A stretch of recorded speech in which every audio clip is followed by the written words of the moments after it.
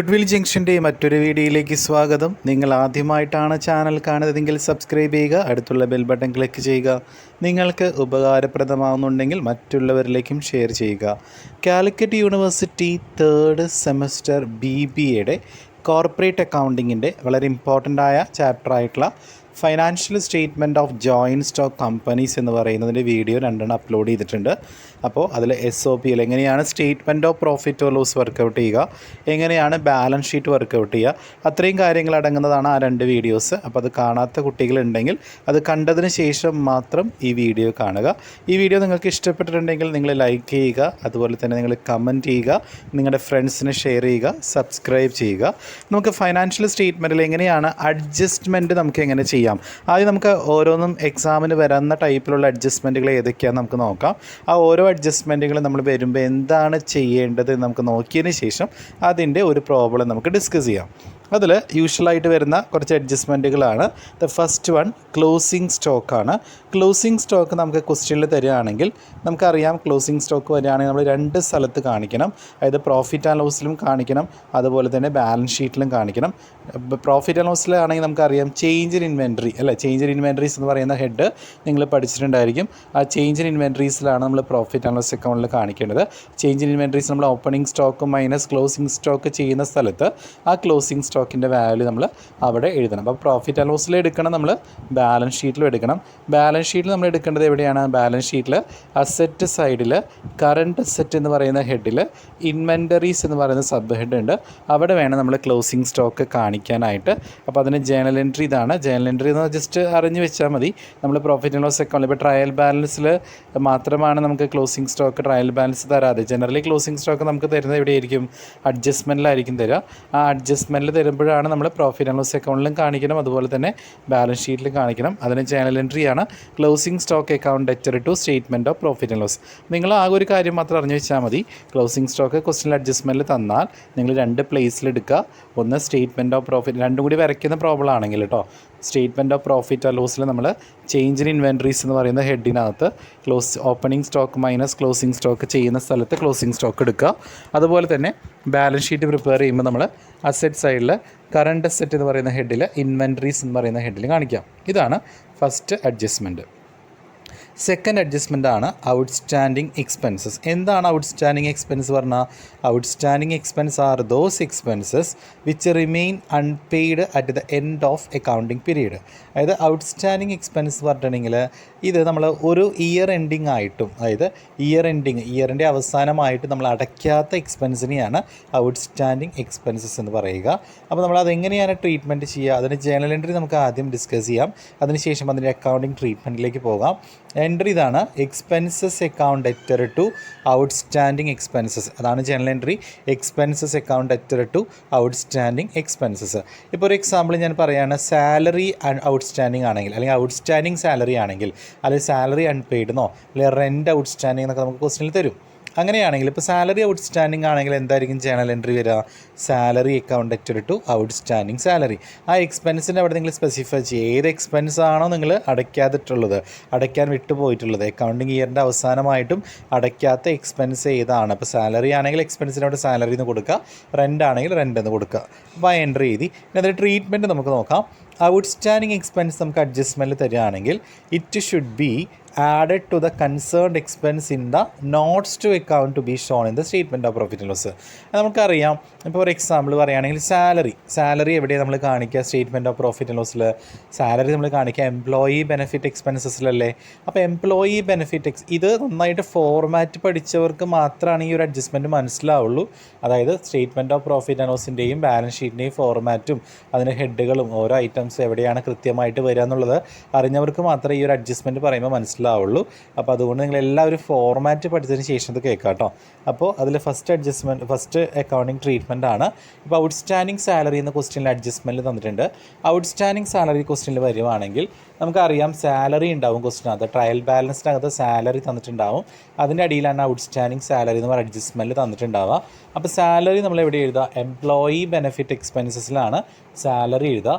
അപ്പോൾ employee benefit expense നമ്മൾ salary എഴുതുമ്പോൾ അതിന് നോട്ട്സ് ടു അക്കൗണ്ട് വരയ്ക്കുക. അതായത് വർക്കിംഗ് നോട്ടിനകത്ത് സാലറി എന്ന് പറഞ്ഞ് എഴുതിയിട്ട് അതിൻ്റെ കൂടെ ഈ ഔട്ട്സ്റ്റാൻഡിങ് സാലറി അടയ്ക്കാനുള്ള ഈ ഔട്ട്സ്റ്റാൻഡിങ് സാലറി നമ്മൾ എന്ത് ചെയ്യണം? ആഡ് ചെയ്ത് കാണിക്കണം. ശ്രദ്ധിക്കുക, സാലറിയുടെയാണ് ഔട്ട്സ്റ്റാൻഡിംഗ് എങ്കിൽ സാലറിയുടെ കൂടെ ആഡ് ചെയ്യുക. ഇനിയിപ്പോൾ റെൻ്റ് ആണെങ്കിൽ നമ്മൾ റെൻ്റ് എവിടെ കാണിക്കുക?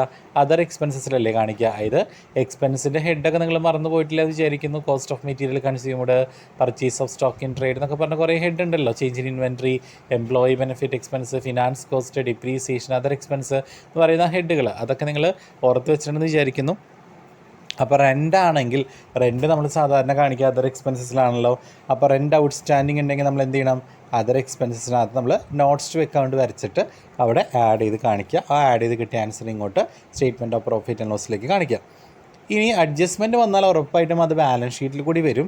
അതൊന്ന് ഓർത്ത് വയ്ക്കുക. ഔട്ട്സ്റ്റാൻഡിങ് സാലറി എന്ന് പറയുന്നത് കൊടുക്കാനുണ്ട് കൊടുത്തിട്ടില്ല, അല്ല സാലറി കൊടുക്കാനുണ്ട് കൊടുത്തിട്ടില്ല. അപ്പോൾ കമ്പനിയുടെ പോയിൻ്റ് ഓഫ് വ്യൂവിൽ അതൊരു ലയബിലിറ്റിയാണ് അല്ലേ.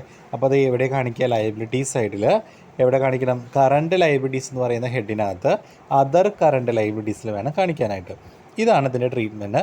ഇനിയിപ്പോൾ ഔട്ട്സ്റ്റാൻഡിങ് സാലറി നമ്മുടെ അഡ്ജസ്റ്റ്മെൻറ്റിൽ തരാതെ ട്രയൽ ബാലൻസിനകത്താണ് തരുന്നതെങ്കിൽ, ശ്രദ്ധിക്കുക, ട്രയൽ ബാലൻസിനകത്താണ് നമ്മുടെ ഈ ഒരു ഔട്ട്സ്റ്റാൻഡിങ് തരുന്നതെങ്കിൽ നിങ്ങളത് ബാലൻസ് ഷീറ്റിൽ മാത്രം എടുത്താൽ മതി. കൂട്ടാനൊന്നും പോകണ്ട, അഡ്ജസ്റ്റ് ചെയ്യാനൊന്നും പോകണ്ട. ഈ എമൗണ്ട് എത്രയാണോ വന്നിരിക്കുന്ന എമൗണ്ട് ജസ്റ്റ് ബാലൻസ് ഷീറ്റിൽ നമ്മൾ എവിടെ കാണിച്ചാൽ മതി? കറണ്ട് ലയബിലിറ്റീസിൽ, അതർ കറണ്ട് ലയബിലിറ്റീസിൽ കാണിച്ചാൽ മതി. ഇതാണ് ഔട്ട്സ്റ്റാൻഡിങ് എക്സ്പെൻസസിലെ ട്രീറ്റ്മെൻറ്റ്. ഇനി മൂന്നാമത്തെ അഡ്ജസ്റ്റ്മെൻറ്റ് ഇതാണ്, പ്രീപെയ്ഡ് എക്സ്പെൻസസ്. പ്രീപെയ്ഡ് എന്ന് പറഞ്ഞാൽ പ്രീപെയ്ഡ് ആണല്ലേ, മുൻകൂട്ടി അടച്ചത്. പെയ്ഡ് ഇൻ അഡ്വാൻസ് ആണ്. അപ്പോൾ പെയ്ഡ് ഇൻ അഡ്വാൻസ് അല്ലെങ്കിൽ അതിന് അൺഎക്സ്പയർഡ് എക്സ്പെൻസസ് എന്ന് കൂടെയൊക്കെ പറയാറുണ്ട്. അതായത് നമ്മളിപ്പോൾ അടുത്ത ഇയറിൽ കൊടുക്കേണ്ട പൈസ നമ്മൾ ഈ വർഷമേ മുൻകൂട്ടി കൊടുത്തു. അപ്പോൾ നമ്മുടെ ഈ വർഷം കൊടുത്തതിനകത്ത് അടുത്ത വർഷത്തിൽ പെട്ടിട്ടുണ്ട്. അപ്പോൾ നമ്മൾ എന്ത് ചെയ്യണം? നമ്മളെപ്പോഴും അക്കൗണ്ട്സ് ചെയ്യുമ്പോൾ കറണ്ട് ഇയറിൽ പ്രോഫിറ്റ് കിട്ടണമെങ്കിൽ കറക്റ്റായിട്ട് ഈ വർഷം വരുന്ന എക്സ്പെൻസും ഈ വർഷം കിട്ടുന്ന ഇൻകം കൂടി കൺസിഡർ ചെയ്താൽ മാത്രമേ ഈ വർഷത്തെ പ്രോഫിറ്റ് കിട്ടുള്ളൂ. അപ്പോൾ നമ്മൾ കൊടുത്ത ഇൻഷുറൻസിന്, അതിനൊരു എക്സാമ്പിൾ പറയാം. ഇൻഷുറൻസ് നമ്മളൊരു 10,000 രൂപയാണ് ഈ വർഷം ഇൻഷുറൻസ് അടയ്ക്കേണ്ടത്. പക്ഷേ 15,000 രൂപ അടച്ചിട്ടുണ്ട് നമ്മൾ. അതിനടിയിൽ അഡ്ജസ്റ്റ്മെൻറ്റ് പറയുകയാണ് പ്രീപെയ്ഡ് ഇൻഷുറൻസ് 5,000. അപ്പോൾ ഈ 15,000-നകത്ത് 5,000 രൂപ പ്രീപെയ്ഡ് ആണ്. അടുത്ത വർഷം അടയ്ക്കേണ്ട പൈസ നമ്മൾ ഈ വർഷമേ അടച്ചതിൻ്റെ കൂടെ നമ്മൾ കൂട്ടി അടച്ചേക്കാം. അപ്പോൾ ഈ വർഷത്തെ മാത്രമല്ലേ എടുക്കേണ്ട കാര്യമുള്ളൂ. അപ്പോൾ നമ്മൾ എന്ത് ചെയ്യേണ്ടി വരും? കുറച്ച് കാണിക്കണം അല്ലേ. അപ്പോൾ നമ്മൾ പ്രോഫിറ്റ് ആൻഡ് ലോസ് അക്കൗണ്ടിൽ നമ്മൾ ഇൻഷുറൻസ് എവിടെയാണ് കാണിക്കുക? നമ്മൾ അതർ എക്സ്പെൻസസിനല്ലേ കാണിക്കുക. അപ്പോൾ അതർ എക്സ്പെൻസസിനകത്ത് നിങ്ങൾ ഇൻഷുറൻസ് എഴുതുമ്പോൾ ആ 15,000 എന്ന് വർക്കിംഗ് നോട്ടിൽ, അതായത് നോട്ട്സ് ടു അക്കൗണ്ടിൽ നിങ്ങൾ എഴുതിയിട്ട് ലെസ് പ്രീപെയ്ഡ് ഇൻഷുറൻസ് 5,000 എന്ന് കുറച്ച് 10,000 മാത്രം ഇവിടെ കാണിച്ചാൽ മതി. സ്റ്റേറ്റ്മെൻറ്റ് ഓഫ് പ്രോഫിറ്റ് ആൻഡ് ലോസിൽ അതർ എക്സ്പെൻസിൽ കാണിച്ചാൽ മതി. ഇനി ഈ 5,000 രൂപയുണ്ടല്ലോ പ്രീപെയ്ഡ് ഇൻഷുറൻസ്, അത് മുൻകൂട്ടി അടച്ചതാണല്ലോ. അപ്പോൾ കമ്പനിയെ സംബന്ധിച്ച് അസറ്റാണോ ലയബിലിറ്റി ആണോ? കമ്പനിയെ സംബന്ധിച്ച് ഫേവറാണ്. കാരണം അടുത്ത വർഷം അടയ്ക്കേണ്ടത് മുൻകൂട്ടി അടച്ചേക്കാണ്, അതുകൊണ്ട് അസറ്റാണ്. അപ്പോൾ അസറ്റ് നമ്മൾ എവിടെ കാണിക്കുക? ഈ പ്രീപെയ്ഡ് വരികയാണെങ്കിൽ നമ്മൾ കറണ്ട് അസറ്റിൽ അതർ കറണ്ട് അസറ്റ് എന്ന് പറയുന്ന ഹെഡിൽ വേണം കാണിക്കാനായിട്ട്. അതിന് ജേണൽ എൻട്രി ഇങ്ങനെയാണ്, prepaid expense account debtor to expense. അപ്പോൾ ഈ ഒരു ഇൻഷുറൻസിൻ്റെ കേസ് ഞാൻ പറഞ്ഞല്ലോ. അപ്പോൾ അതിന് എൻട്രി എന്തായിരിക്കും വരിക? Prepaid insurance account debtor to insurance account. ഇവിടെ നിങ്ങൾ ഓർത്ത് വെക്കേണ്ട മറ്റൊരു കാര്യമുണ്ട്. പ്രീപെയ്ഡ് ഇൻഷുറൻസ് അഡ്ജസ്റ്റ്മെൻറ്റിൽ തരാതെ ട്രയൽ ബാലൻസിനകത്താണ് തരുന്നതെങ്കിൽ, അതായത് അഡ്ജസ്റ്റ്മെൻറ്റിൽ തരാതെ മുകളിലാണ് തരുന്നതെങ്കിൽ അത് ബാലൻസ് ഷീറ്റിനെ മാത്രമേ എഫക്റ്റ് ചെയ്യുള്ളൂ. അപ്പോൾ ബാലൻസ് ഷീറ്റിൽ അസറ്റ് സൈഡിൽ മാത്രം കാണിച്ചാൽ മതി. നിങ്ങൾ SOPL, statement of profit and ലോസിൽ ഒന്നും ചെയ്യേണ്ട, ലെസ് ചെയ്യാനും പോകണ്ട, കാണിക്കാനും പോകണ്ട കേട്ടോ. അതാണ് മൂന്നാമത്തെ അഡ്ജസ്റ്റ്മെൻറ്റ്. ഈ നാലാമത്തെ അഡ്ജസ്റ്റ്മെൻറ്റാണ് അക്രൂഡ് ഇൻകം. അക്രൂഡ് ഇൻകം എന്ന് പറഞ്ഞാൽ income earned but not received. Income നമ്മൾ ഏൺ ചെയ്തു, പക്ഷെ നമ്മുടെ കയ്യിലോട്ട് ആ ഇൻകം നമുക്ക് കിട്ടിയിട്ടില്ല. അപ്പോൾ നമുക്ക് ശരിക്കും പറഞ്ഞാൽ അത് ഈ വർഷം കിട്ടേണ്ട ഇൻകമാണ്. അപ്പോൾ കിട്ടാനുള്ളതാണ്, കിട്ടിയിട്ടില്ല. ഇൻകം റിസീവബിൾ എന്ന് വേണമെങ്കിൽ പറയാം. കിട്ടാനുള്ള ഇൻകമാണ്. അപ്പോൾ ആക്ച്വലി അതും കൂടി എഴുതിയാലല്ലേ നമ്മുടെ കറക്റ്റ് ഈ വർഷത്തെ ഇൻകം ആവുള്ളൂ. അപ്പോൾ നമ്മൾ എന്ത് ചെയ്യണം? ഈ കിട്ടാനുള്ള ഇൻകം നമ്മൾ ആഡ് ചെയ്ത് കാണിക്കണം. മനസ്സിലായില്ലേ? അപ്പോൾ കിട്ടാനുള്ള ഈ ഇൻകം നമ്മൾ എന്താ ചെയ്യേണ്ടത്? ആഡ് ചെയ്താണ് കാണിക്കേണ്ടത്. അപ്പോൾ നമുക്കത് കിട്ടാനുള്ള ഇൻകം ആയതുകൊണ്ട് നമ്മൾ സാധാരണ ഇൻകം റിസീവ്ഡ് ഇൻകംസൊക്കെ നമ്മൾ എവിടെ കാണിക്കുക? സ്റ്റേറ്റ്മെൻറ്റ് ഓഫ് പ്രോഫിറ്റ് ഓർ ലോസിൽ നമ്മൾ അതർ ഇൻകം എന്ന് പറയുന്ന ഹെഡിലല്ലേ കാണിക്കുക. ആദ്യം റവന്യൂ ഫ്രം ഓപ്പറേഷൻ ചെയ്തും രണ്ടാമത് അതർ ഇൻകം എഴുതും അല്ലേ. ആ അതർ ഇൻകത്തിലാണ് നമ്മൾ ഈ കിട്ടാനുള്ള ഇൻകം നമ്മൾ കൂട്ടി കാണിക്കുക. അപ്പോൾ അവിടെ നമ്മൾ നോട്ട്സ് ടു അക്കൗണ്ട് വരയ്ക്കേണ്ടി വരും. എന്നിട്ട് ആഡ് ചെയ്ത് കിട്ടിയ എമൗണ്ട് വേണം നമ്മൾ അങ്ങോട്ട് കാണിക്കാനായിട്ട്. അതുമാത്രം പോരാ, ഇത് കിട്ടാനുള്ള ഇൻകമാണല്ലോ. കിട്ടാനുള്ള ഇൻകം ആണെങ്കിൽ അത് അസറ്റ് ആയിരിക്കും, ലയബിലിറ്റി ആയിരിക്കും. അസറ്റ് ആയിരിക്കും, ഉറപ്പല്ലേ, അങ്ങനെ കിട്ടാനുള്ളതല്ലേ. അപ്പോൾ നമ്മൾ ബാലൻസ് ഷീറ്റിൽ അസറ്റ് സൈഡിലും കാണിക്കണം. അസറ്റ് സൈഡ് എന്ന് പറയുമ്പോൾ കറണ്ട് അസറ്റിൽ നമ്മൾ അതർ കറണ്ട് അസറ്റ് എന്ന് പറയുന്ന ഹെഡിൽ വേണം നമ്മൾ കാണിക്കാനായിട്ട്. അപ്പോൾ അങ്ങനെയുള്ള ഇൻകത്തിനെയാണ് അക്രൂഡ് ഇൻകം എന്ന് പറയുക. അപ്പോൾ അതിന് ജേണൽ എൻട്രി പഠിച്ച് വയ്ക്കുക. അക്രൂഡ് ഇൻകം അക്കൗണ്ട് ഡെറ്റഡ് ടു ഇൻകം. ഇപ്പോൾ കമ്മീഷനാണ് കിട്ടാനുള്ളതെങ്കിൽ അക്രൂഡ് കമ്മീഷൻ അക്കൗണ്ട് ഡെറ്റഡ് ടു കമ്മീഷൻ എന്ന് വരും. അടുത്ത അഞ്ചാമത്തത് ഇൻകം റിസീവ്ഡ് ഇൻ അഡ്വാൻസ്, അല്ലെങ്കിൽ നമുക്കതിനെ അൺഏൺഡ് ഇൻകം എന്ന് പറയാം. അതായത് ഇൻകം നമുക്ക് മുൻകൂട്ടി കിട്ടി. ശരിക്കും പറഞ്ഞാൽ അടുത്ത വർഷം കിട്ടേണ്ട ഇൻകം ഈ വർഷം കിട്ടിയ ഇൻകത്തിൻ്റെ കൂടെ മുൻകൂട്ടി കിട്ടുകയാണ് ചെയ്തത്. അപ്പോൾ നമുക്ക് കിട്ടിയ ഇൻകത്തിനകത്ത് അടുത്ത വർഷത്തെ പെട്ടിട്ടുണ്ട്. അപ്പോൾ നമ്മൾ എന്ത് ചെയ്യണം, അത് കുറച്ച് കാണിക്കേണ്ടി വരും അല്ലേ. കാരണം നമ്മൾ സാധാരണ ഈ വർഷത്തെ മാത്രമല്ലേ കാണിക്കേണ്ട കാര്യമുള്ളൂ. അപ്പോൾ അതിനകത്ത് അടുത്ത വർഷത്തെ പെട്ട കാരണം നമ്മൾ എന്ത് ചെയ്യണം, കുറച്ച് കാണിക്കണം. അപ്പോൾ നമ്മൾ ഇങ്ങനെ വരികയാണെങ്കിൽ നമ്മൾ എന്ത് ചെയ്യണം, നമ്മൾ SOPL statement of profit or ലോസിൽ അതർ ഇൻകം എന്ന് പറയുന്ന ഹെഡിൽ തന്നെയാണ് കാണിക്കേണ്ടത്. പക്ഷേ നമ്മൾ അക്രൂഡ് ഇൻകം വന്നാൽ ആഡ് ചെയ്ത് കാണിക്കും. ഇൻകം റിസീവ്ഡ് ഇൻ അഡ്വാൻസ് ആണെങ്കിൽ നമ്മൾ ലെസ് ചെയ്ത് വേണം കാണിക്കാനായിട്ട്. അപ്പോൾ ബാലൻസ് ഷീറ്റിൽ നമ്മൾ എവിടെ കാണിക്കുക, മുൻകൂട്ടി നമുക്ക് കിട്ടിയ ഇൻകം ആണ് അല്ലേ. മുൻകൂട്ടി കിട്ടിയ ഇൻകം എന്ന് പറയുമ്പോൾ കമ്പനിയുടെ പോയിന്റ് ഓഫ് വ്യൂവിൽ അത് ലയബിലിറ്റിയാണ്, കാരണം ബാധ്യതയാണ്. കാരണം മുൻകൂട്ടി ഇൻകം കിട്ടിയിട്ടുണ്ടെങ്കിൽ നമ്മൾ അവർക്ക് വേണ്ടി എന്തെങ്കിലും ചെയ്ത് കൊടുക്കേണ്ടി വരും അല്ലേ. അപ്പോൾ അതുകൊണ്ട് നമുക്കൊരു ബാധ്യതയായിട്ട് ട്രീറ്റ് ചെയ്യാം. ബാലൻസ് ഷീറ്റിൽ നിങ്ങൾ കറണ്ട് ലയബിലിറ്റീസ് എന്ന് പറയുന്ന മെയിൻ ഹെഡിൽ അതർ കറണ്ട് ലയബിലിറ്റീസ് വേണം കാണിക്കാനായിട്ട്. അതിന് ജേണൽ എൻട്രി ഇൻകം അക്കൗണ്ട് ഡെറ്റഡ് ടു അൺഏൺഡ് ഇൻകം എന്നാണ് ജേണൽ എൻട്രി വരിക. അടുത്ത ആറാമത്തെ അഡ്ജസ്റ്റ്മെൻ്റ് ആണ് ഡിപ്രീസിയേഷൻ. ഡിപ്രീസിയേഷൻ ഒക്കെ എല്ലാവർക്കും അറിയാവുന്നതാണ്. ഡിപ്രീസിയേഷൻ വരികയാണെങ്കിൽ നമ്മൾ എവിടെ കാണിക്കുക, പ്രോഫിറ്റ് ആൻഡ് ലോസ് അക്കൗണ്ടിൽ ഡിപ്രീസിയേഷൻ കാണിക്കാൻ വേണ്ടി മാത്രം ഒരു ഹെഡില്ലേ, ഡിപ്രീസിയേഷൻ ആൻഡ് അമോർട്ടൈസേഷൻ എക്സ്പെൻസ്, അവിടെ വേണം കാണിക്കാനായിട്ട്. അതിൻ്റെ ബാലൻസ് ഷീറ്റിൽ നമുക്ക് ഏത് അസറ്റിനാണോ ഡിപ്രീസിയേഷൻ വന്നത് കുറച്ച് കാണിക്കുക. സാധാരണ ഡിപ്രീസിയേഷൻ വരെ ഫിക്സഡ് അസറ്റാണ്. ഫിക്സഡ് അസറ്റ് നമ്മൾ എവിടെ എഴുതുക, ബാലൻസ് ഷീറ്റിൽ അസറ്റ് സൈഡിൽ ഫസ്റ്റ് ഐറ്റം PPE, ഓർമ്മയില്ലേ, പ്രോപ്പർട്ടി പ്ലാന്റ് ആൻഡ് ഇക്വിപ്മെൻറ്റ്. അതിനകത്ത് നമുക്ക് വർക്കിംഗ് നോട്ട് വരച്ചിട്ട് നോട്ട്സ് ടു അക്കൗണ്ട് വരച്ച് കുറച്ച് കാണിച്ചിട്ട് കുറച്ചിട്ടുള്ള എമൗണ്ട് വേണം നമ്മൾ PPEയിൽ കാണിക്കുക. മെഷീനറിക്കാണ് ഡിപ്രീസിയേഷൻ വരണമെങ്കിൽ ആ ഡിപ്രീസിയേഷൻ നമ്മൾ SOPL എഴുതുക. അതുപോലെ തന്നെ നോട്ട്സ് ടു അക്കൗണ്ടിൽ PPE എന്ന് പറഞ്ഞിട്ട് എഴുതിയിട്ട് അത് കുറച്ചിട്ട് ആ PPEയുടെ വാല്യൂ മെഷീനറിയിൽ നിന്ന് കുറച്ചിട്ട് ആ എമൗണ്ട് PPEയിൽ ബാലൻസ് ഷീറ്റിൽ അസറ്റ് സൈഡിൽ നോൺ കറണ്ട് അസറ്റിൽ കാണിക്കാം. അടുത്ത പ്രൊവിഷനും ബാഡപ്റ്റാണ്. പ്രൊവിഷൻ്റെയും ബാഡപ്റ്റിൻ്റെ ട്രീറ്റ്മെൻറ്റ് ഏകദേശം സെയിം ആണ്. ഞാൻ രണ്ടും കോമൺ ആയിട്ട് പറയാം. പ്രൊവിഷൻ വന്നാലും ബാഡപ്റ്റ് വന്നാലും നമ്മൾ അത് കാണിക്കേണ്ടത് എവിടെയാണ്, നമ്മൾ ശരി എന്താണ് ബാഡപ്റ്റ് എന്നുള്ളത് അറിയാമല്ലോ. ബാഡപ്റ്റ് എന്ന് പറഞ്ഞാൽ നമുക്ക് ഇറിക്കവറബിൾ പോർഷനാണ്, അതായത് റിക്കവർ ചെയ്യാൻ പറ്റാത്ത പോർഷനെയാണ് നമ്മൾ ബാഡപ്റ്റ് എന്ന് പറയുക. പ്രൊവിഷൻ എന്ന് പറഞ്ഞാൽ ഈ ബാഡപ്റ്റിന് വേണ്ടി ബാഡപ്റ്റ് വരികയാണെങ്കിൽ അത് നമുക്ക് എന്ത് ചെയ്യാൻ, റിക്കവർ ചെയ്യാൻ വേണ്ടിയിട്ട് ആ ബാഡപ്റ്റ് റിക്കവർ ചെയ്യാൻ വേണ്ടി മാറ്റി വയ്ക്കുന്ന പൈസയാണ് പ്രൊവിഷൻ ഫോർ ഡൗട്ട്ഫുൾ ഡെപ്റ്റ്സ് എന്ന് പറയുന്നത്. അപ്പോൾ ഇത് രണ്ടും ക്വസ്റ്റ്യനിൽ വരികയാണെങ്കിൽ, അഡ്ജസ്റ്റ്മെൻറ്റിൽ വരുവാണെങ്കിൽ നിങ്ങളത് SOPL കാണിക്കണം. സ്റ്റേറ്റ്മെൻറ്റ് ഓഫ് പ്രോഫിറ്റ് ഓർ ലോസിനകത്ത് നമ്മൾ അതർ എക്സ്പെൻസസിൽ വേണം കാണിക്കാനായിട്ട്. ശ്രദ്ധിക്കുക, സ്റ്റേറ്റ്മെൻറ്റ് ഓഫ് പ്രോഫിറ്റ് ഓർ ലോസിൽ അതർ എക്സ്പെൻസസിൽ കാണിക്കുക. എന്നിട്ട് ബാലൻസ് ഷീറ്റിൽ നമ്മൾ ഡെറ്റേഴ്സിൽ നിന്ന് കുറച്ച് കാണിക്കുക ചെയ്യുക ബാഡപ്റ്റ്. പക്ഷേ ഡെപ്റ്റേഴ്സ് നമ്മൾ പ്രത്യേകം എടുത്ത് എഴുതാറില്ല. നമ്മൾ എഴുതുന്നത് എന്താണ്, ഡെപ്റ്റേഴ്സും ബിൽസ് റിസീവബിളിനെയാണ് നമ്മൾ എന്ത് വിളിക്കുക, ട്രേഡ് റിസീവബിൾ എന്ന് പറയാം അല്ലേ. നമ്മൾ ബാലൻസ് ഷീറ്റിൽ കറണ്ട് അസറ്റിൽ, ഓർമ്മയുണ്ടോ, കറണ്ട് അസറ്റിൽ നമ്മൾ എഴുതാറുണ്ട് ട്രേഡ് റിസീവബിൾസ് എഴുതാറുണ്ട്. ആ ട്രേഡ് റിസീവബിൾസിൽ വേണം നമ്മൾ നോട്ട്സ് ടു അക്കൗണ്ട് വരച്ചിട്ട് ഈ ഒരു സംഭവം, അതായത് ഈ ബാഡപ്റ്റും പ്രൊവിഷനും അഡ്ജസ്റ്റ്മെൻറ്റിൽ തന്നാൽ നമ്മൾ കുറച്ച് എഴുതേണ്ടത്. അപ്പോൾ ഇതാണ് മെയിനായിട്ട് വരുന്ന ഒരു 8 അഡ്ജസ്റ്റ്മെൻറ്റുകളാണ് ഞാൻ പറഞ്ഞത്. ഇനിയിപ്പോൾ പ്രൊവിഷനിൽ തന്നെ ഓൾഡ് പ്രൊവിഷൻ ഉണ്ടാകാം. ഓൾഡ് പ്രൊവിഷൻ ഉണ്ടെങ്കിൽ നമ്മളത് എന്ത് ചെയ്യേണ്ടി വരും, ഓൾഡ് പ്രൊവിഷൻ വന്നാൽ അത് ലെസ് ചെയ്ത് കാണിക്കേണ്ടതായിട്ട് വരും. അപ്പോൾ ഇങ്ങനെയാണ്. ഓൾഡ് പ്രൊവിഷൻ ഉണ്ടെങ്കിൽ നമ്മൾ ആഡ് ചെയ്യുന്ന സാധനങ്ങളൊക്കെ ആഡ് ചെയ്തിട്ട് ഈ സംഭവം നമ്മൾ ലെസ് ചെയ്ത് കാണിക്കേണ്ടതായിട്ട് വരും. അപ്പോൾ ഇത്രയാണ് മെയിനായിട്ട് നിങ്ങൾ അറിയേണ്ട അഡ്ജസ്റ്റ്മെൻറ്റ്. നമുക്ക് ഈ അഡ്ജസ്റ്റ്മെൻറ്റ് വരുന്ന ഒരു ക്വസ്റ്റ്യൻ നമുക്ക് നോക്കാം. ക്വസ്റ്റ്യൻ ഇതാണ്. The following is the trial balance of Ram Cement Company Limited on 31st March 2020. അതിൽ നമുക്ക് ട്രയൽ ബാലൻസ് ആണ് വന്നേക്കുന്നത്. ട്രയൽ ബാലൻസിൽ ഡെബിറ്റ് ബാലൻസ് വന്നിട്ടുണ്ട്, ക്രെഡിറ്റ് ബാലൻസ് വന്നിട്ടുണ്ട്. ഡെബിറ്റ് സൈഡിൽ സ്റ്റോക്ക് പറഞ്ഞിട്ടുണ്ട്, അത് ഓപ്പണിംഗ് സ്റ്റോക്കാണ്, കാരണം ഓപ്പണിംഗ് ഡേറ്റ് ആണ് 1/4/2019. 75,000. Purchases 2,45,000. Wages 50,000. Furniture and fittings 17,000. Salary 7,500. Rent 4,950. Sundry expense 7,050. Dividend paid 9,000. Debtors 37,500. Machinery 29,000. Cash in hand 10,200. Cash at bank 6,000. Patent and trade mark 4,830. ഇനി credit balance sales ഉണ്ട്. Profit and loss statement പറയുന്നുണ്ട്, അത് opening ഡേറ്റിലെ പ്രോഫിറ്റാണ് 15,030. Capital ഉണ്ട് 1 lakh, sundry creditors 17,500, reserve fund 15,500, discount received 5,000. ഇനി adjustment കൂടി നോക്കുക. Stock on 31st March 2020 was worth ₹82,000. That is closing സ്റ്റോക്കാണ്. അപ്പോൾ അഡ്ജസ്റ്റ്മെൻറ്റ് നമുക്ക് ഫസ്റ്റ് വന്നേക്കണേ ക്ലോസിംഗ് സ്റ്റോക്കാണ്. പിന്നെ ഡിപ്രീസിയേഷൻ പറഞ്ഞിട്ടുണ്ട്. ഫിക്സഡ് അസറ്റിന് 10% എന്നാണ് പറഞ്ഞേക്കണേ.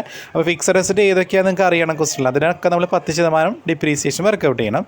പിന്നെ പ്രൊവിഷൻ ഫോർ ഇൻകം ടാക്സ് പറയുന്നുണ്ട് 50%. നമ്മളോട് പ്രിപ്പയർ പ്രോഫിറ്റ് ആൻഡ് ലോസ് അക്കൗണ്ടും ബാലൻസ് ഷീറ്റും പ്രിപ്പയർ ചെയ്യാനാണ് പറഞ്ഞേക്കുന്നത്. നമുക്ക് ആദ്യം profit and loss account prepare ചെയ്യാം. അപ്പോൾ statement of profit and loss വരയ്ക്കാൻ നിങ്ങൾ റാം സിമെൻറ്റ് ലിമിറ്റഡ് എന്ന ഹെഡിങ് കൊടുക്കുക. Serial number, particulars, note number, current year അങ്ങനെ കൊടുത്താലും മതി. പ്രീവിയസ് ഇയർ ജസ്റ്റ് ഒന്ന് എഴുതിയിടുക. നമുക്കറിയാം first item revenue from operations അല്ലേ നമ്മൾ കാണിക്കുക. റവന്യൂ ഫ്രം ഓപ്പറേഷൻസ് നമ്മൾ ആദ്യം എന്താ കാണിക്കുക? സെയിൽസ് ആണ് അതിനകത്ത് കാണിക്കുക അല്ലേ.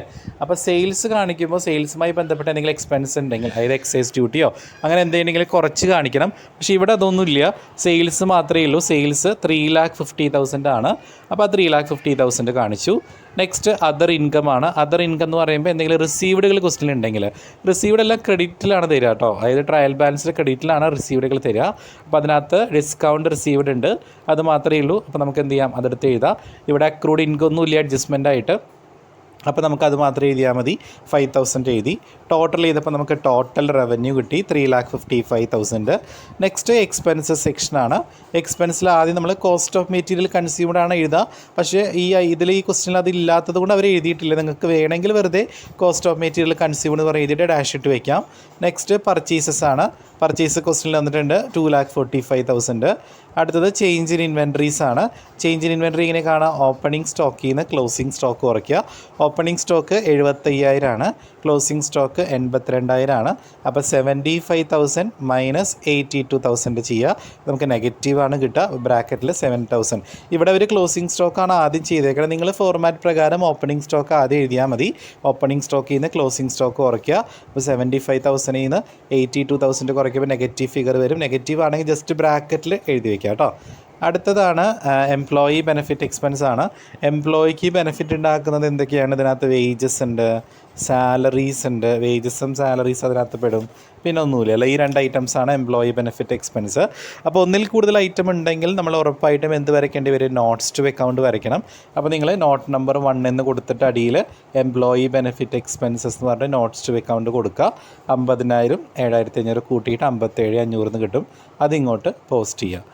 അടുത്ത ഫിനാൻസ് കോസ്റ്റ് ആണ്. നമ്മൾ ഫിനാൻസ് കോസ്റ്റിൽ ഇൻട്രസ്റ്റ് ഒക്കെയാണ് കാണിക്കുക. ഈ ക്വസ്റ്റിനിൽ ഇൻട്രസ്റ്റ് ഒന്നുമില്ല, അപ്പോൾ അത് കാണിക്കേണ്ട കാര്യമില്ല. നിങ്ങൾ ഇനിലാക്കിയിടുക. അടുത്ത ഡിപ്രീസിയേഷനാണ്. ഡിപ്രീസിയേഷൻ ശ്രദ്ധിക്കണം. അഡ്ജസ്റ്റ്മെൻറ്റിൽ ഡിപ്രീസിയേഷനെ കുറിച്ച് പറയുന്നുണ്ട്. ഫിക്സഡ് അസറ്റിന് 10% ഡിപ്രീസിയേഷനാണ് പറഞ്ഞേക്കണേ. അപ്പോൾ ഇതിൽ ഏതൊക്കെ ഫിക്സഡ് അസറ്റ് ഉള്ളത്? ഇതിനകത്ത് ഫർണിച്ചർ ആൻഡ് ഫിറ്റിങ്സ് ഉണ്ട്, പേറ്റൻറ്റ് ആൻഡ് ട്രേഡ് മാർക്ക് ഉണ്ട്, മെഷീനറി ഉണ്ട്. 3 ഫിക്സഡ് അസറ്റാണുള്ളത്. അപ്പോൾ 3 ഡിപ്രീസിയേഷൻ കാണണം. അപ്പോൾ ഒന്നിൽ കൂടുതൽ ഐറ്റം ഉള്ളത് കൊണ്ട് അതിന് നിങ്ങൾ നോട്ട്സ് ടു അക്കൗണ്ട് വരച്ചിട്ട് മെഷീനറിയുടെ എമൗണ്ട് 29,000 ആണ്. അപ്പോൾ അതിൻ്റെ 10% 2,900. അതുപോലെ അടുത്ത പേറ്റൻറ്റ് ആൻഡ് ട്രേഡ് മാർക്ക് ഉണ്ട് 4,830. അതിൻ്റെ 10% 483. Furniture and fittings 17,000. അതിൻ്റെ 10% 1,700. ടോട്ടൽ ചെയ്യുക. അപ്പോൾ 5,083 കിട്ടും. അതിങ്ങോട്ട് പോസ്റ്റ് ചെയ്യാം. അടുത്ത അതർ എക്സ്പെൻസ് ആണ്. ഒന്നിലും പെടാത്ത ഐറ്റംസ് നമ്മൾ അതർ എക്സ്പെൻസിൽ വേണം എഴുതാനായിട്ട്.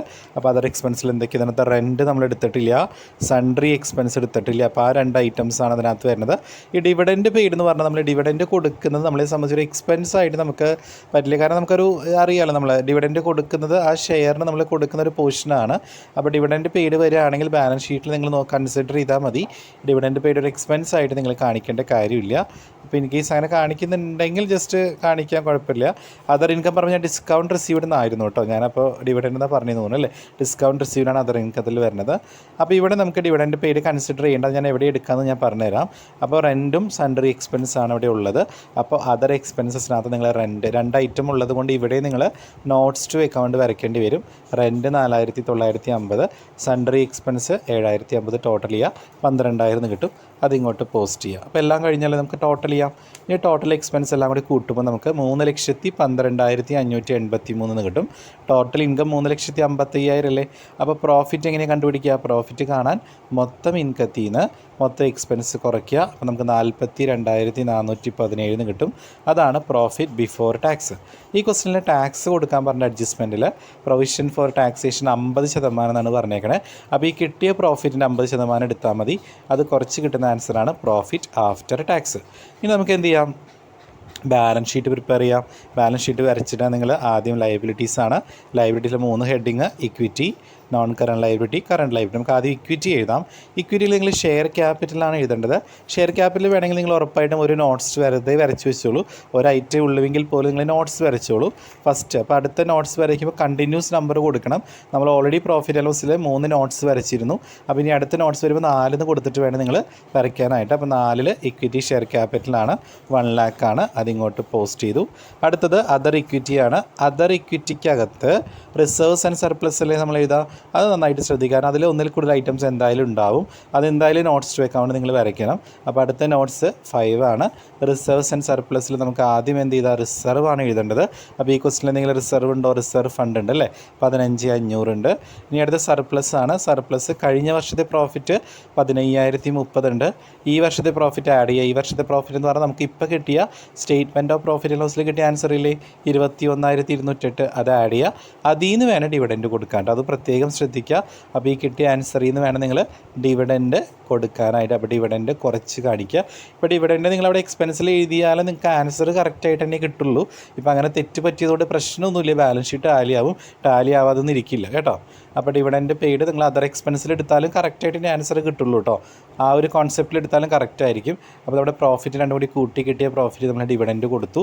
ഡിവിഡൻറ്റ് കുറച്ചിട്ട് വേണം നമ്മൾ സർപ്ലസ് എഴുതാൻ. അതിന് ടോട്ടൽ ചെയ്യുമ്പോൾ നമുക്ക് റിസർവ്സ് ആൻഡ് സർപ്ലസ് കിട്ടി. 42,738 റിസർവ്സ് ആൻഡ് സർപ്ലസ്. അത് നമ്മൾ എന്ത് ചെയ്യുക? ഇവിടെ എഴുതുക. അടുത്ത ലയബിലിറ്റീസിലെ നോൺ കറണ്ട് ലയബിലിറ്റിയാണ്. നോൺ കറണ്ട് ലയബിലിറ്റീസിൽ കുറേയധികം ഐറ്റംസ് ഉണ്ട്. നമുക്ക് ആവശ്യമുള്ളത് മാത്രം വരച്ചാലും മതി. അതിലാദ്യം ഫിനാൻഷ്യൽ ലയബിലിറ്റിയാണ്. അതിൽ ട്രേഡ് പേയബിൾ എന്ന് പറഞ്ഞാൽ നമുക്കറിയാം ക്രെഡിറ്റേഴ്സിനെയും ബിൽസ് പേയബിളിനെയും കൂട്ടിയിട്ടാണ് ട്രേഡ് പേയബിൾ പറയുക. അപ്പോൾ ഇവിടെ നമുക്ക് ക്രെഡിറ്റേഴ്സ് മാത്രമേ ഉള്ളൂ.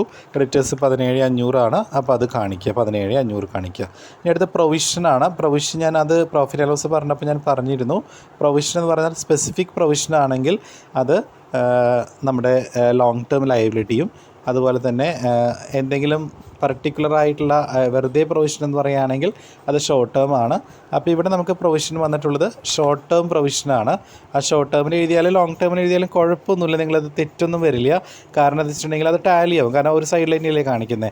അപ്പോൾ പ്രൊവിഷൻ എത്രയാണ്? 21,250. അതായത് പ്രൊവിഷൻ ഫോർ ടാക്സേഷൻ, ടാക്സിന് വേണ്ടി മാറ്റി വെച്ചിരിക്കുന്ന പ്രൊവിഷനാണ്. അത് ഷോർട്ട് ടേം ആണ്. കാരണം ഒരു വർഷത്തിലല്ലേ നമ്മൾ ടാക്സ് അടയ്ക്കുക. അപ്പോൾ ഷോർട്ട് പീരീഡിലേക്ക് വേണ്ടിയിട്ട് നമ്മൾ മാറ്റി വെച്ചേക്കുന്ന എമൗണ്ട് ആണല്ലോ അത്. അപ്പോൾ അതുകൊണ്ട് നമുക്ക് ഷോർട്ട് ടേം പ്രൊവിഷനിൽ കാണിക്കാം. ആ ഒരു ലോജിക്കിൽ വേണമെങ്കിൽ നിങ്ങൾക്ക് എടുക്കാം. ഇനിയിപ്പോൾ നിങ്ങൾ തെറ്റി നോൺ കറണ്ടിൽ എഴുതിയാലും പ്രോബ്ലം ഒന്നുമില്ല കേട്ടോ. അപ്പോൾ ഇവിടെ നോൺ കറണ്ടിൽ ഒറ്റ ഐറ്റംസും ഇല്ല. കറണ്ട് ലയബിലിറ്റീസിലാണ് ഞാൻ പറഞ്ഞ ഈ കാര്യങ്ങളൊക്കെ വരണേ കേട്ടോ. നോൺ കറണ്ടിൽ ഒരു ഐറ്റം പോലും ഇല്ല അതിനകത്ത്. അപ്പോൾ കറണ്ട് ലയബിലിറ്റീസിൽ നമ്മൾ പ്രൊവിഷൻ എഴുതി ടോട്ടൽ ചെയ്തപ്പോൾ നമുക്ക് ബാലൻസ് ഷീറ്റിൻ്റെ ലയബിലിറ്റീസിൻ്റെ ടോട്ടൽ കിട്ടി. അടുത്ത അസറ്റ് വരയ്ക്കുക. അസറ്റിൽ നമുക്ക് ആദ്യം non current asset, current asset, അങ്ങനെ 2 ഹെഡുകൾ മാത്രമേ അസറ്റിനുള്ളൂ. നോൺ കറണ്ട് അസറ്റിൽ നമ്മൾ PPE ആണ് ആദ്യം എഴുതുക. അതായത് മെഷീനറിയും ഫർണിച്ചറൊക്കെ അതിലാണ് വരിക. പക്ഷേ പേറ്റൻറ്റ് ആൻഡ് ട്രേഡ് മാർക്ക് അതിലല്ല വരിക. അത് ഇൻടാഞ്ചിബിൾ അസറ്റിലാണ് വരിക കേട്ടോ. അത് നോട്ട് ചെയ്യുക. പക്ഷേ രണ്ടും അത് ഫിക്സഡ് അസറ്റാണ്. പക്ഷേ ഈ ഇൻടാഞ്ചിബിൾ അസറ്റിന് വേണ്ടി സെപ്പറേറ്റ് ഒരു ഹെഡ് ഉള്ളത് കൊണ്ട് നമുക്ക് ഈ പേറ്റൻറ്റ് ആൻഡ് ട്രേഡ് മാർക്ക് നമ്മൾ അവിടെ കാണിച്ചാൽ മതി. അപ്പോൾ ഇവിടെ ഫർണിച്ചറും മെഷീനറിയും മാത്രമാണ്. അതിന് ഡിപ്രീസിയേഷൻ ഉണ്ട്. അപ്പോൾ മെഷീനറി എഴുതുമ്പോൾ അതിൻ്റെ ഡിപ്രീസിയേഷൻ 2,900 കുറച്ച് കാണിക്കുക. ഫർണിച്ചർ എഴുതുമ്പോൾ 1,700 അല്ലായിരുന്നു ഫർണിച്ചർ, അത് കുറച്ച് കാണിക്കുക. കുറച്ച് കിട്ടിയ എമൗണ്ട് ഇങ്ങോട്ട് പോസ്റ്റ് ചെയ്യുക. അപ്പോൾ അതിന് മസ്റ്റായിട്ട് നോട്ട്സ് വരയ്ക്കുക കേട്ടോ.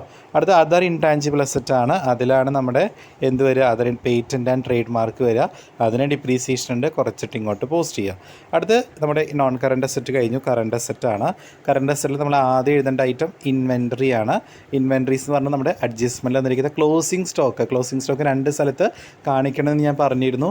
അതിന് അഡ്ജസ്റ്റ്മെൻറ്റ് എടുത്തപ്പോൾ അതൊന്ന് കാണിക്കേണ്ടത് ചേഞ്ച് ഇൻ ഇൻവെൻട്രീസിലും ഒന്ന് ബാലൻസ് ഷീറ്റിലെ ഇൻവെൻട്രീസിലാണ് കാണിക്കേണ്ടത്. 82,000. അതും വേണമെങ്കിൽ നോട്ട്സ് വരയ്ക്കാം, നിർബന്ധമില്ല. അടുത്ത ഫിനാൻഷ്യൽ അസറ്റ് ആയിട്ടുള്ള ട്രേഡ് റിസീവബിളാണ്. ട്രേഡ് റിസീവബിൾ എന്ന് പറഞ്ഞിട്ടുണ്ടെങ്കിൽ നമുക്കറിയാം സൺട്രി ഡെപ്റ്റേഴ്സിനെയും ബിൽസ് റിസീവബിളിനെയും കമ്പൈൻ ചെയ്തിട്ടാണ് നമ്മൾ ട്രേഡ് റിസീവബിൾ പറയാറ്. അപ്പോൾ ഈ ഒരു പ്രോബ്ലത്തിൽ ഡെപ്റ്റേഴ്സ് മാത്രമേ ഉള്ളൂ. അപ്പോൾ ആ ഡെപ്റ്റേഴ്സ് എഴുതുക 37,500 ആ 37,500 കിട്ടി നമ്മൾ ഈ ട്രേഡ് റിസീവബിൾ എന്ന് പറഞ്ഞ് എഴുതുക. നെക്സ്റ്റ് ഈ ക്യാഷ് ആൻഡ് ക്യാഷ് ഈക്വലൻ്റ്, അത് മിക്ക ക്വസ്റ്റിനും ഉണ്ടാവും. ക്യാഷ് ഇൻ ഹാൻഡിനെയും ക്യാഷ് അറ്റ് ബാങ്കിനെയാണ് ക്യാഷ് ആൻഡ് ക്യാഷ് ഈക്വലൻ്റ് എന്ന് പറയുക. അപ്പോൾ ഇതിനകത്ത് ക്യാഷ് ഇൻ ഹാൻഡ് ഉണ്ട് 10,200, ക്യാഷ് അറ്റ് ബാങ്ക് ഉണ്ട് 6,000, ടോട്ടൽ 16,200. അതിങ്ങോട്ട് പോസ്റ്റ് ചെയ്യുക, ടോട്ടൽ ചെയ്യുക. അപ്പോൾ നമുക്ക് ലയബിലിറ്റീസിൻ്റെ ടോട്ടലും അസറ്റിൻ്റെ ടോട്ടൽ ഈക്വലായിട്ട് കിട്ടും. നമുക്ക് ഈക്വലായിട്ട് കിട്ടിയില്ലെങ്കിൽ പോലും നിങ്ങൾക്ക് ഒരു ക്വസ്റ്റ്യൻ കണ്ടിട്ട് ഒന്നും അറിയില്ലെങ്കിലും എന്തെങ്കിലുമൊക്കെ വരച്ച് വയ്ക്കുക നിങ്ങൾ കേട്ടോ. കാരണം അങ്ങനെ നിങ്ങൾക്ക് സ്കോർ ചെയ്യാൻ പറ്റും. അല്ലാണ്ട് ആ ക്വസ്റ്റ്യൻ നിങ്ങൾ അറ്റൻഡ് ചെയ്യാതിരിക്കരുത് ആരും, എല്ലാവരും അറ്റൻഡ് ചെയ്യുക കേട്ടോ. അങ്ങനെ നമുക്ക് സുഖമായിട്ട് നമുക്ക് ഈ ഒരു ചാപ്റ്ററിൽ നമുക്ക് സുഖമായിട്ട് സ്കോർ ചെയ്യാം. വളരെ സിമ്പിളായിട്ടുള്ള ചാപ്റ്ററാണ്. കാരണം നമുക്ക് കൂടുതലായിട്ട് ഇങ്ങനെ സ്റ്റെപ്സൊക്കെ ഉള്ള കാരണം ആ സ്റ്റെപ്സിനൊക്കെ നിങ്ങൾക്ക് മാർക്ക് കിട്ടും. ഓക്കെ, അപ്പോൾ എല്ലാവർക്കും വീഡിയോ ഇഷ്ടപ്പെട്ടെന്ന് കരുതുന്നു. നിങ്ങളെല്ലാവരും എല്ലാവരും ഞാൻ നിങ്ങളുടെ അടുത്ത് എപ്പോഴും റിക്വസ്റ്റ് ചെയ്യുന്നതാണ്, ജസ്റ്റ് വീഡിയോ ഒന്ന് ലൈക്ക് ചെയ്യുക. അതുപോലെ തന്നെ നിങ്ങളുടെ ഒപ്പീനിയൻ, നിങ്ങൾക്ക് ഇത് കണ്ടിട്ട് എന്താണ് തോന്നിയത്, ആ ഒപ്പീനിയൻ പോസിറ്റീവ് ആണെങ്കിലും നെഗറ്റീവ് ആണെങ്കിലും കമൻറ്റ് ചെയ്യുക. അതുപോലെ നിങ്ങളുടെ ഫ്രണ്ട്സിന് ഷെയർ ചെയ്യുക. Okay, thank